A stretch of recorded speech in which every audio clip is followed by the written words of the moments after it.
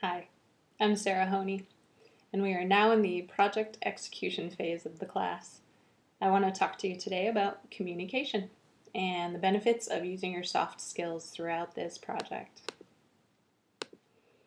So, why would you want to communicate with your team? Well, you have a lot of work to do, and you're not the only one doing it. All of your team members may not communicate the same way you do, so using your soft skills will help you understand the different styles of communication that you may need to use to get through to all of them. The information I'm going to share today comes from different points of view. My own experience, I have seen some things. Some worked, some did not. I also interviewed my manager.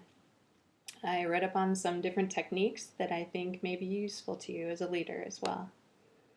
So here are some reasons to communicate. Keep everyone moving forward, tell everyone what their job is, keep the project on task, share any lessons learned, find and break through those roadblocks, stop and prevent any conflict, say thank you to your people and keep them motivated, encourage people to share ideas. And there's another one on there that I think is pretty important, is to acknowledge the existence of your team members. I know these seem like common sense, but not always to everyone. After working at a company for a year, my boss comes up to me, shakes my hand, and says, "It's really nice to meet you. I'm sorry you're leaving the company." Well, that kind of communication was a big reason why I left the company. So I highly recommend that you introduce yourself to your team members immediately. So there are many different types of communication. You can have one-on-ones with your employees, so you could talk about their concerns or have a coaching session. You can meet in a group where you can do your collaborating and brainstorming, or you can interact with the customer. You use your words when you want to express a feeling, along with a task to express urgency or confusion. Use written text when you need an electronic record of any decisions being made. Formal can mean interactions with the customer, and definitely anything covered by laws and regulations. Informal can mean team meetings. The best staff meetings I've ever been to were where the project manager talked about the latest successes we had, and team members thanked their peers for their help. And then we would all share news about the main program that our component fit into. And it gave us a picture of what we were helping to create. So you can have fun and you can joke around, but always stay professional. Not only is it important for various legal reasons that could be covered in an entirely new presentation regarding human resources, it helps to maintain the respect of your team. So body language is an art and a skill that can be used to your advantage with practice. I'll cover that more in depth next. Body language. It's a method of communication we use every day in a variety of ways. If you want to convey approval, give direct eye contact and nod your head in a series of 3 nods. If you want to convey the importance of a deadline, use hand gestures. Avoid pointing, because that tends to make people feel like you're scolding them. I've actually had really good luck using the Bill Clinton thumb when I really want to express something that's really important without seeming too aggressive. To encourage someone to share their ideas, tilt your head as if to ask, "Tell me more." To diffuse conflict, keep calm and have an open posture, which means you're open to communication and fixing the problem. To get ideas during a meeting, try showing an open palm when asking what their thoughts are. What are your thoughts?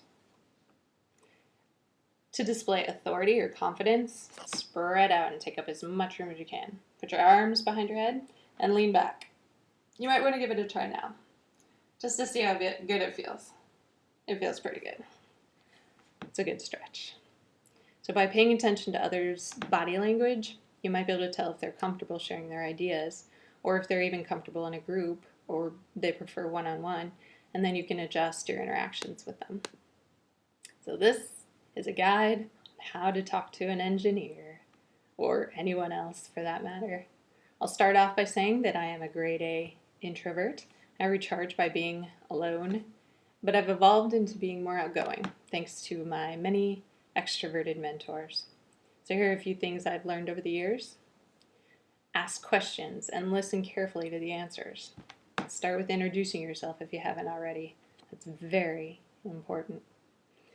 Build a rapport. Ask about any hobbies they might have. I've learned a lot just by asking, so what do you do besides work? Many people feel that they are what they do.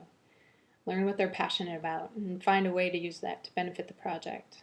If someone thinks you're interested in what they have to say and who they are, they're more likely to work harder for you. So share something about yourself, like the first article we read about the motorcycle CEO. It makes you more approachable, more human. Over time, these things can build trust and loyalty. Since projects always have an end date, you may want to bring these people to the next one. And have patience.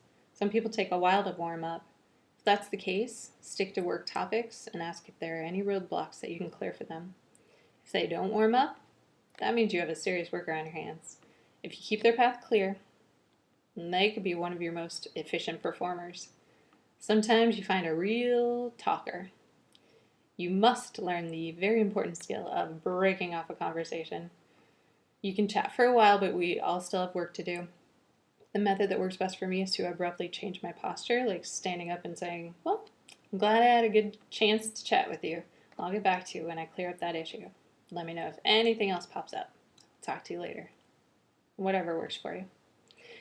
Here's some advice I got from my manager. Always keep your office door open, unless you are on a conference call with a customer or discussing employees. If someone is upset, respect that they're passionate, but separate the facts from the emotions. And here's my advice. Find out how you can help make other people's jobs easier. You are the front line. Be the bulldozer that clears everything out of their way so they can press on and complete their tasks.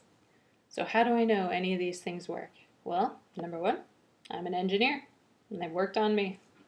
Number two, I've used these techniques on other people, some considered not so friendly, and I've still had success. So using your soft skills in the right way can help you draw out a lot of the best attributes in your team members. Whether the result is better teamwork or a higher quality product, it'll add to the success of your project, and that makes a happy customer. I appreciate the opportunity to share what I've learned over the years. Thank you. See? This means I'm open to questions. Thanks.